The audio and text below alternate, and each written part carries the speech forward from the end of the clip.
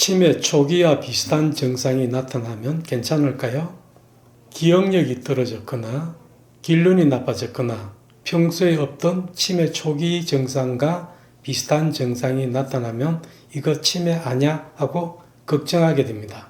이런 치매 초기 증상이 나타나면 괜찮을까요? 라는 질문을 많이 받습니다. 답은 관점에 따라 다릅니다. 괜찮을 수도 괜찮지 않을 수도 있습니다. 괜찮은 경우를 보겠습니다. 나이가 80이 넘어서 이런 증상이 생긴다면 괜찮습니다. 왜냐하면 적어도 10년 이상 치매가 되지 않기 때문입니다. 그러나 젊은 나이에 이런 증상이 나타나기 시작하면 다릅니다. 괜찮지 않을 수 있습니다. 물론 스트레스가 많거나 몸이 너무 피곤하면 일시적으로 치매 초기와 비슷한 증상이 나타날 수도 있습니다.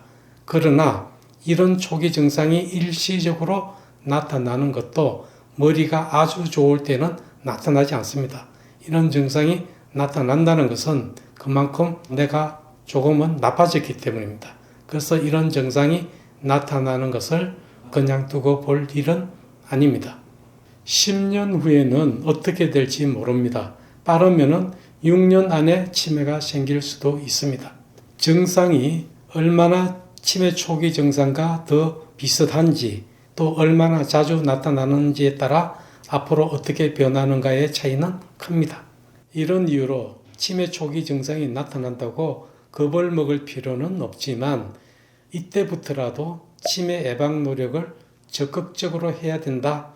이렇게 받아들이시는 것이 정답입니다.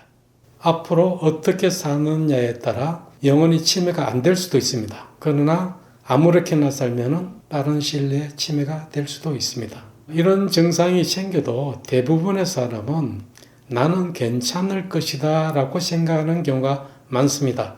근거 없이 미래를 낙관하기 때문입니다. 무분별하게 살면 무분별한 미래가 있습니다.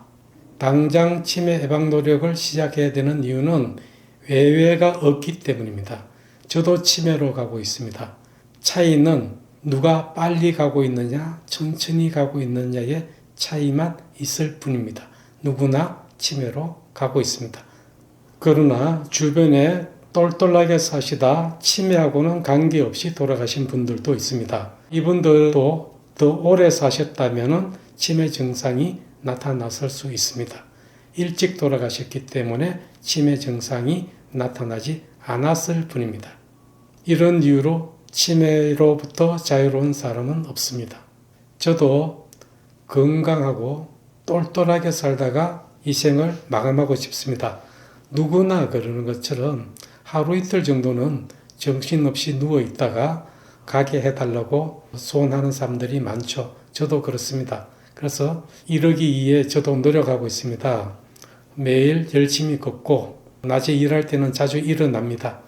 그리고 일도 열심히 합니다. 담배는 10년 전에 끊었고요. 술은 독이라고 생각하면서 마시지 않은 지 한 10년 되었습니다. 열심히 일하면서 도중에 머리에 가부화가 되지 않게 중간중간에 쉬려고 노력하고 잠도 일찍 자고 일찍 일어나려고 노력하고 있습니다.